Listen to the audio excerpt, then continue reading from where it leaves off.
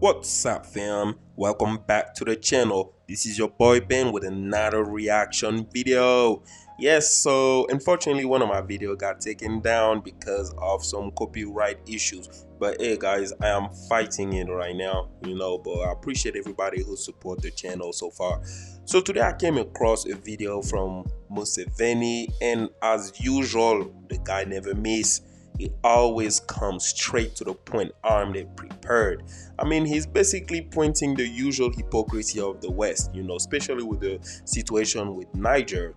I mean, Niger has one of the biggest reserves in uranium in the world and is the poorest country in the world.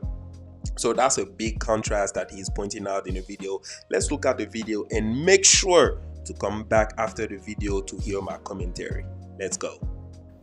Uranium, etc. We've got a lot of uranium here. You have heard of the quarrels going on in Niger. There's a crisis now in an African country known as Niger. I think some of our friends from West Africa know it better, Togo and Cameroon, they know it better. You have heard of the quarrels going on in Niger, in West Africa, about uranium being taken to Europe. That's how I came to know recently. When this crisis started, we started getting information that apparently Niger is exporting a lot of uranium to Europe and to France for them to use in their nuclear power stations to generate electricity for themselves. So this morning I took interest. I said, by the way, what is the electricity supply in Niger?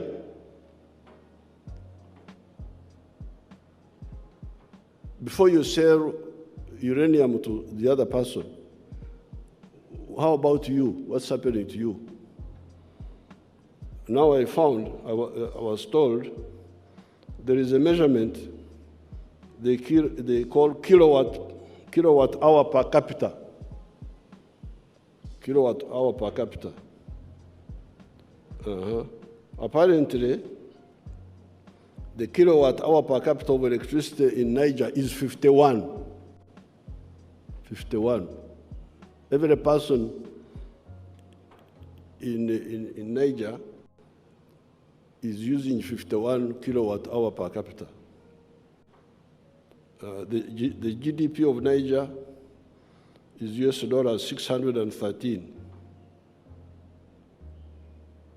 Now, here in Uganda, our kilowatt hour per capita was very low, was like this some years ago, was as low as this one of Niger.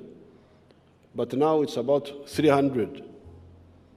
Still very low, but that's where it is. Then how about the United States? What is the kilowatt hour per capita of the United States? 12,000.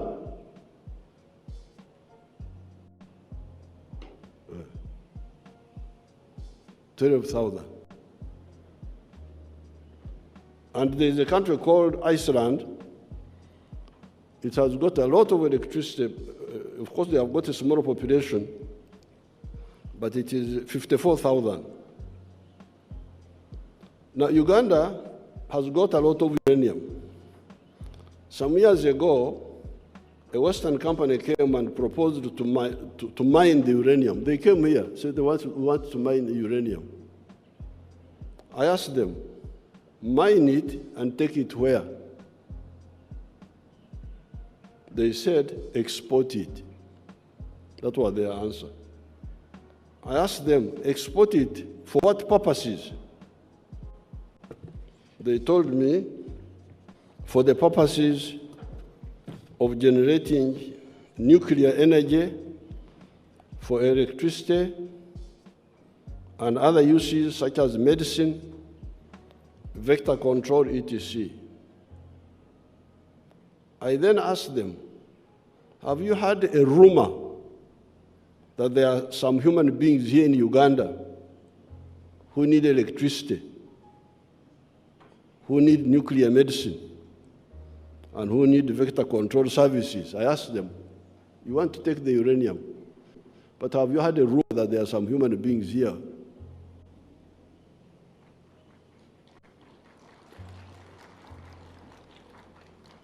It's not confirmed that they are there, but could it be a rumor that there are some human beings here? Why don't you propose to build that capacity here for the benefit of these human beings who live in Uganda? And maybe we can put aside some quantity of uranium for supporting the economies of our friends in the West. After that, after you have addressed my issue, I can also share with you so that you also go and solve yours. But to tell me that you solve my problems and forget yours, I cannot accept that.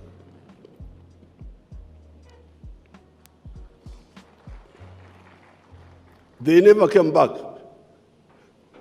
They never came back. Whew, I told you guys it was going to be straight up fire. One thing I like about Museveni, is that he has this funny way to explain stuff with a little bit of sarcasm. But he made the point clear and concise. Why come here in Africa and use our natural resources and export it outside of Africa? He shows the hypocrisy of these people, as if us Africans don't need electricity too. I mean, I'm so glad Uganda has a president with a brain, because the question is, why can't the other presidents also argue or advocate for the people?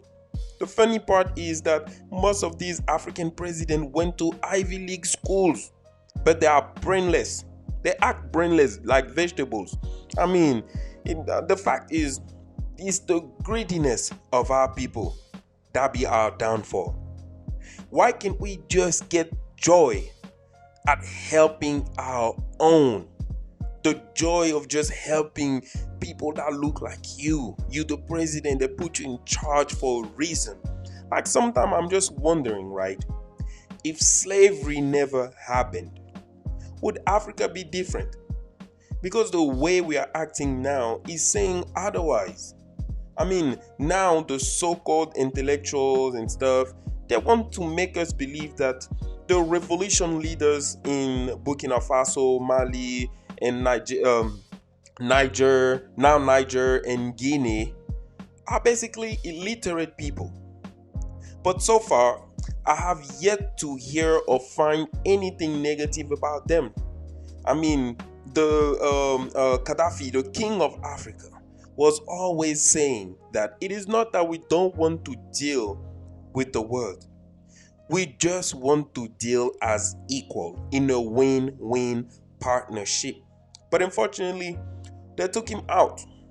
So we all know why they want to send the army to Niger. It is to defend the interest, and also the other presidents are fearing that the same thing happened to them.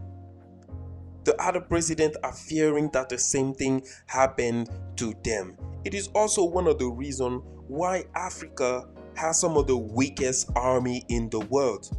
The government don't want to develop the armies to avoid situations like this in the future, because they know if they put the money and develop the army, they wouldn't put up with the bullshit anymore, and they will have all of the weaponry to be able to defend themselves.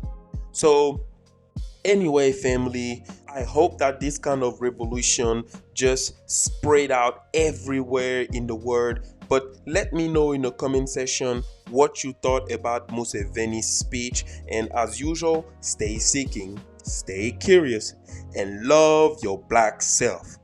Alright, peace. Thank you for joining us today on The Unseen Agendas.